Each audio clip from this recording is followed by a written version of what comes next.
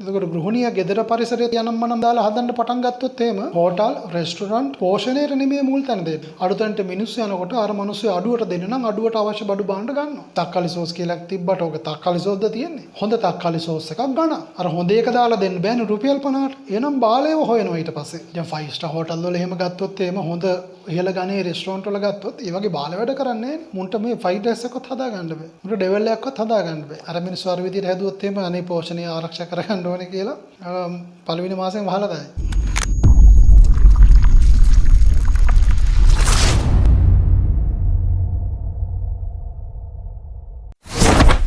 Stock powder හා වෙනත් රසකාරක වර්ග හෝටල් සහ රෙස්ටුරන්ට් තුල භාවිතාව ගැන ඔබගේ අදහස. රෙස්ටුරන්ට් වල හෝටල් වල රසකාරක වර්ග භාවිතා කරන එක.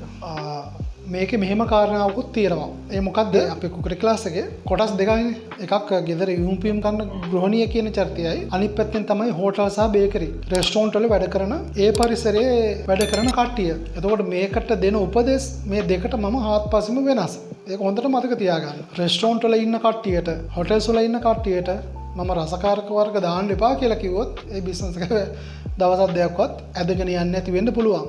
හම්බ වෙන්නේ නැහැ. එතකොට ඒ කට්ටියගේ රෙසිපි වලට අදාළ කරන ඒ අවශ්‍ය කලමනා නිසි පරිදි වැටෙන්න ඕනේ. නමුත් ඔය කට්ටිය අපි හිතන්නකෝ මේ ගෙදර පරිසරයේ ආහාර ටික සකස් කරගන්නවා. ගෙදරනේ කන්නේ. එතකොට මේකට මම දාන්න දෙන්නේ නැහැ රසකාරක වර්ග. ඔන්න ඕක හොඳට අඳුර ගන්න. ඕක හොඳට අඳුර ගන්න. කල්පනා කරන්න ඕනේ ගැන. දැන් අපි දන්නවා ගෙදර පරිසරයේ කැම ටික උයන්න ඕනේ කොහොමද? මහා ජාජරයව දාලා දුයන්න ඕනේ. එහෙම හදන්න ඕනේ නැහැ ගෙදර. එහෙම හදන්න මං කියලා දෙන්නේ නැහැ. ඒක හොඳට ඔලුවට ගන්න. මෙතන කාරණා දෙකක්. කිසි ප්‍රශ්නයක් නැතුව නිවැරදිව හරි විදියට කැම ටික ගෙදර හදාගන්න. ගෙදර හදාගන්න එපා. ගෙදර හදාගන්න ඕනේ. අපි ගෙදර හදාගත්තට පස්සේ අපි අරක අපි තනක ඔබ කියලා. දැන් ඔබ කාන්තාව ගෘහණියන්.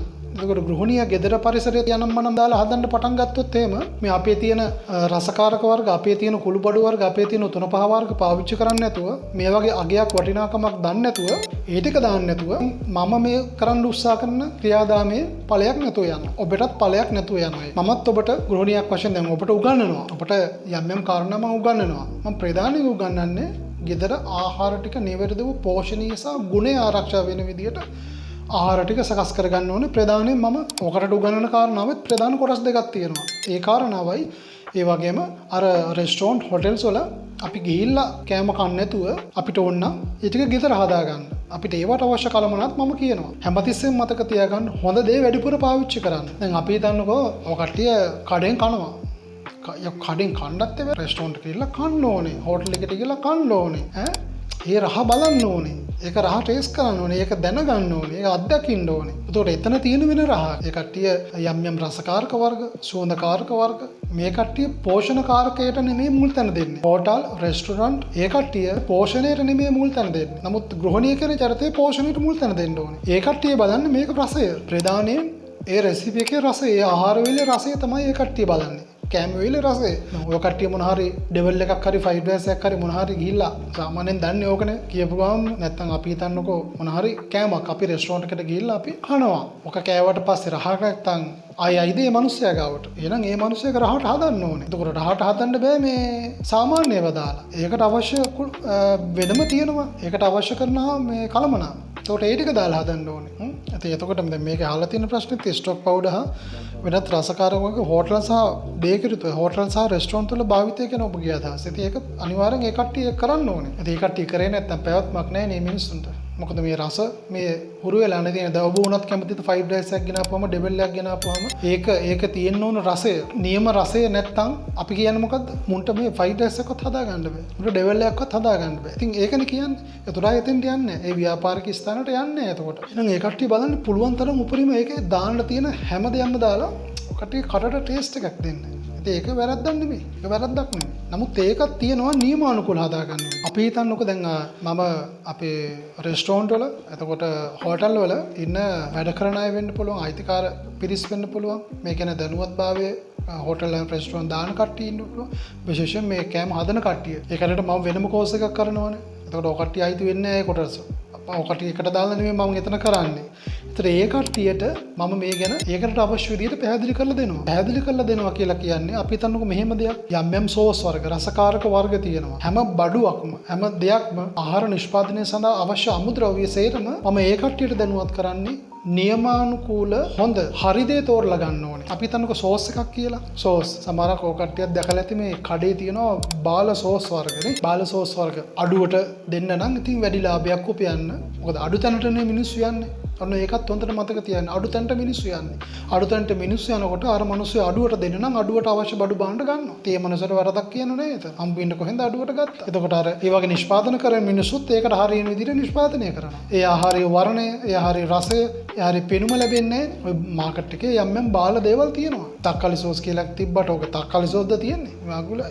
තියෙනවා තක්කාලි සෝස්. තක්කාලි ගෙඩියක් හැටවත් දැකලා නැහැ තක්කාලි පොත්තක්වත්. නමුත් ලස්සනට තියෙනවා තක්කාලි සෝස් කියලා. නැචරල් ස්වභාවික තක්කාලි සෝස් කියලා ගහලා තියෙනවා මේ බෝතලේ. කෑන්නේ. ඉතින් ඒව කාපුවාම ලෙඩ.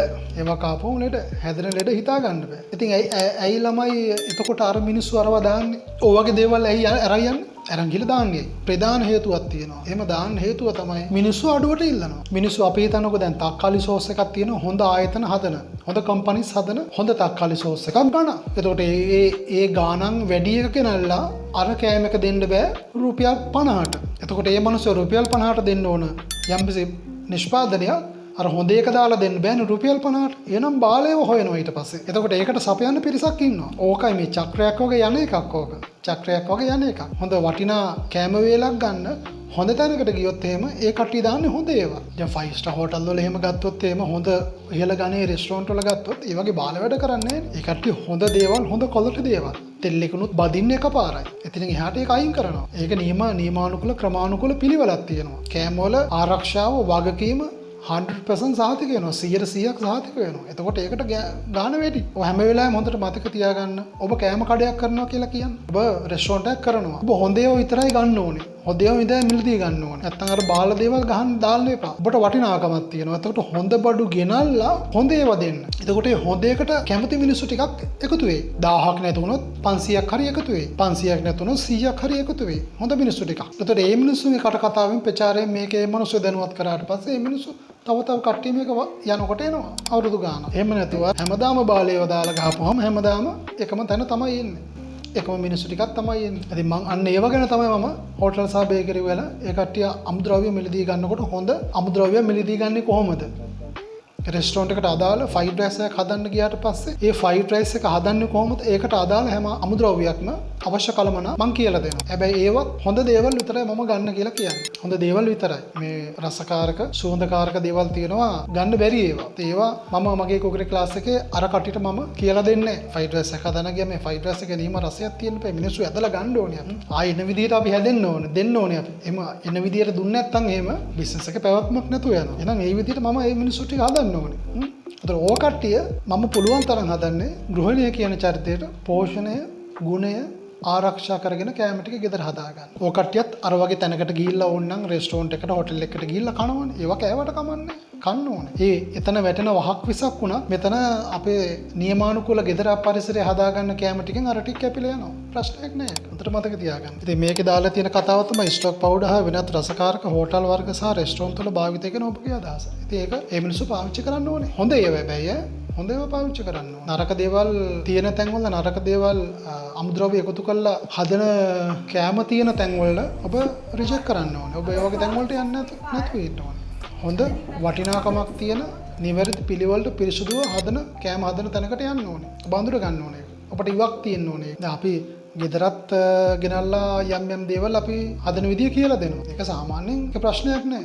හැබැයි හැමදාම කන්න බෑ. හැමදාම කන්න නෙමෙයි මම ඔකට උගන්වන්නේ. සතියකට එකපාරක් නෑ. සතියකට දෙපාර ඒත් පුළුවන් තරම් මම කියලා සතියට එකපාරක් දෙපාර. එතනින් එහාට යන්න එපා. එතනින් එහාට අපේ තියෙන කුළු බඩු වර්ග 3-5 වර්ග ටික එකතු කරගෙන අපේ සිංහල කෑම ටික හදාගෙන කන සිස්ටම් එක. විදේශීය කෑමත් මම ඔකට උගන්වනවානේ.